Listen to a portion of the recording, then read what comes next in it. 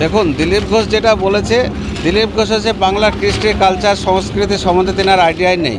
বাংলার বিগত দিনে যিনারা এই বাংলা সহ গোটা ভারতবর্ষকে যিনারা স্বাধীনতা লাভ অর্জন করেছিল, সেই স্বাধীনতা লাভ কোনো একটা সম্প্রদায়ের মানুষের মধ্যে হয়নি। হিন্দু, মুসলিম, বৌদ্ধ, জৈন, খ্রিস্টান সমস্ত সম্প্রদায়ের মানুষের মধ্য দিয়েই এই বাংলার তথা গোটা ভারতবর্ষের স্বাধীনতা লাভ অর্জন করেছিল। তাই বাংলার বুকে সহ গোটা ভারতবর্ষের মানুষ কেউ কোথাও বলেনি যে কেউ কাউকে জোর করে তিনাদের ধর্মান্তরিত করতে হবে। আমরা মুসলমান সম্প্রদায়ের মানুষ একদিকে নামাজ রোজা আমরা যেমন পালন করব, হিন্দু সম্প্রদায়ের মানুষ তিনারা ধর্মীয় তিনাদের মন্দিরে পূজা পার্বণ করবে। এটাই বাংলা কৃষ্টি কালচার।